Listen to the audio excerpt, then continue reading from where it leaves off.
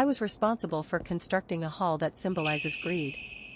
I first presented the entire hall with symmetrical composition, allowing the audience to feel an atmosphere where solemnity, order, and oppression coexist at first glance. The overall compositional strategy centers on one core idea, using the contrast between a stable spatial order and the character's off-balanced position to reveal the monk's psychological contradiction. His surroundings appear sacred and orderly, yet his inner state wavers. This strict geometric central axis not only reinforces the dignity of the Buddha hall, but also suggests that the monk is confronting the deepest attachment within his heart. When designing the overall environment, I deliberately created a visual contradiction that feels both luxurious and uncanny. I used gold elements to form the main visual impression, allowing the audience to instantly feel the oppressive extravagance. But to avoid the space becoming merely flashy, I intentionally added numerous ancient wooden carvings as contrast. This juxtaposition of golden splendor and wooden simplicity enhances a sense of unreality, implying that this place is a projection of the monk's inner desires rather than a real-world temple. For the Buddha statue, I made multiple adjustments to its proportions, facial expressions, and hand gestures. A broader body and a more restrained expression make the Buddha appear dignified and calm. By designing specific hand gestures, I allowed the statue to feel less like a static object and more like a figure with subtle motion, as if silently observing or guiding. This brings spiritual presence into the space and creates tension in the question, is the Buddha judging your greed? In terms of material, I deliberately chose aged wood, making the statue look weathered by time and symbolizing that desire is an ancient and recurring trial.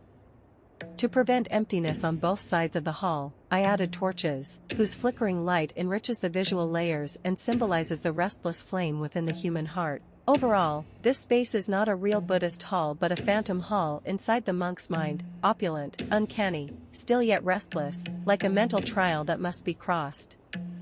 In the first hall symbolizing greed, lighting is essentially the narrative itself. In the close-ups of the treasures, I wanted the jewels to appear not merely illuminated but self-luminous. I placed the key light extremely close to the gold coins, using their reflective material to create bright hotspots and sparkling highlights, forming an upward glow that defies realistic logic. The fundamental logic of the lighting is to let desire itself become the light source, placing the monk in a position of being illuminated and pressured, reinforcing the dominance of the golden trial. Through this lighting setup, I suppressed most of the environmental shadows and forced the viewer's attention toward the pile of gold, making temptation the only truly energetic element in the frame. In terms of camera presentation, I used a top-down composition, pulling the audience into an almost god's-eye perspective, allowing the spread of gold to unfold like a scroll. The frame is divided horizontally into foreground, midground, and background, strengthening the sense that greed exists everywhere. The diagonal edges of the gold piles guide the viewer's gaze deeper into the frame, naturally pulling them toward the direction of desire. These shots form a clear narrative chain, from space to thought to action, allowing the audience to gradually enter the monk's psychological state rather than merely observing external behavior. In this sequence, I used unbalanced composition and psychological causal editing to portray the monk's struggle with greed. In the opening shot, the Buddha statue is positioned on the right side of the frame, creating an obvious imbalance, as if exerting spiritual pressure visually. The Buddha symbolizes discipline, while the pigeon symbolizes temptation. They do not coexist in reality but represent two opposing forces within the monk's mind. The edit then abruptly cuts to the monk positioned on the left side of the frame, forming an unbalanced confrontation with the previous shot.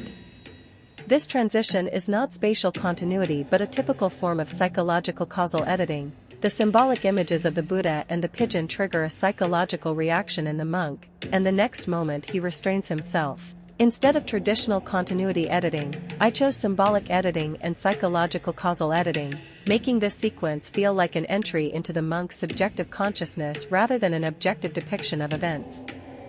Through unbalanced composition, symbolic inserts, and psychological causal editing, this scene expresses one core idea: the real trial is not the gold before him, but the desire rising within his heart.